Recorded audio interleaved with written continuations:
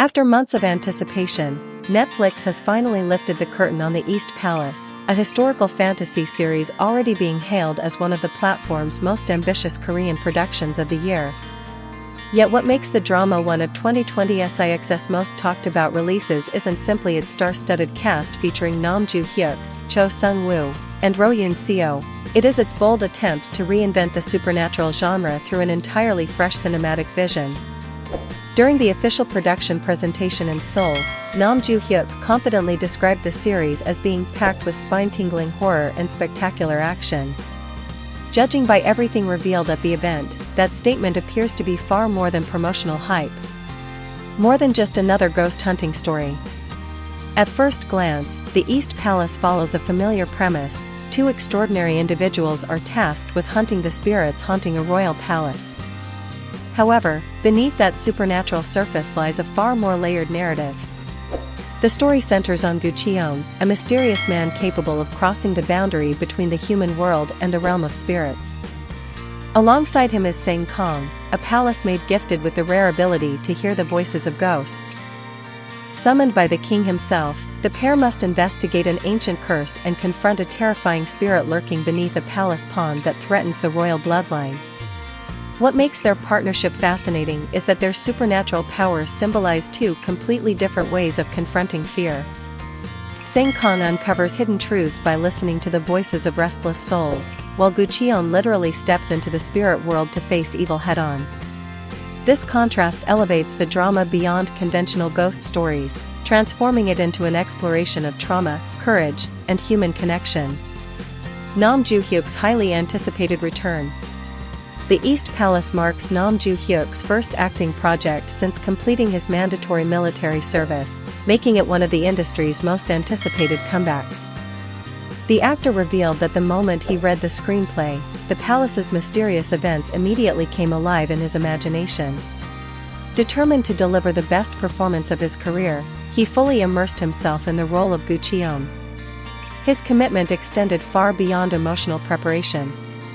Nam Joo Hyuk disclosed that he filmed physically demanding underwater scenes during both freezing winter temperatures and the scorching heat of summer.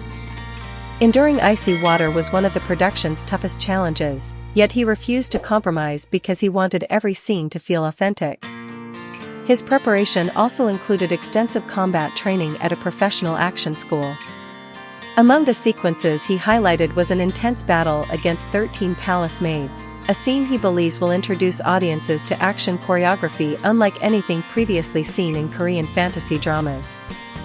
Roh Yoon Seo enters uncharted territory.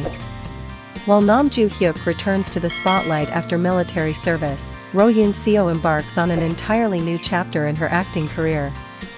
The East Palace is both her first occult project and her first historical drama. The actress admitted she was immediately captivated by the screenplay's imaginative world.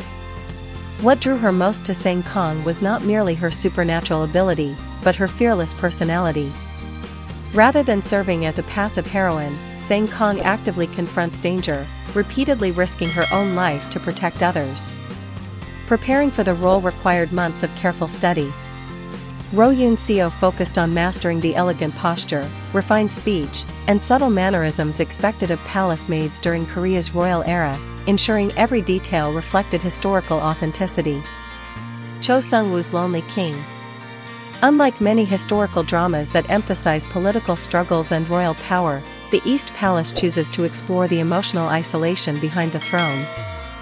Cho Seung Woo revealed that he was instantly intrigued because the script referred to his character simply as King, without assigning him a personal name.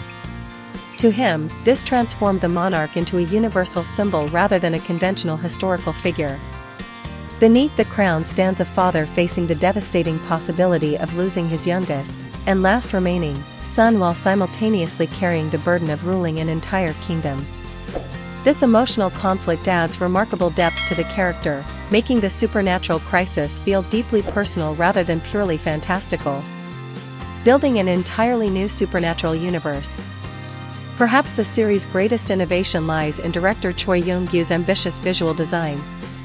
Instead of relying solely on computer-generated imagery, the production team filmed identical locations during both winter and summer while constructing two separate versions of the same sets. This meticulous approach creates a striking visual distinction between the human world and the spirit realm. The result is a cinematic experience where familiar places become eerily distorted, constantly blurring the line between reality and the supernatural. The production also invested heavily in designing its ghosts and mythical creatures.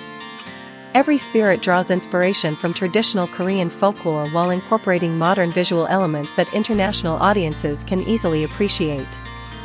Among these creatures, one has already become the cast's favorite, Kyomi. Unlike the terrifying ghosts that populate the series, this charming supernatural being possesses an unexpectedly adorable personality. Roh Yoon Seo even joked that it has the potential to become a beloved global mascot for the show. A relationship built on survival rather than romance. One of the East Palace's most compelling strengths is its portrayal of Gu Cheon and Sang Kang's evolving relationship.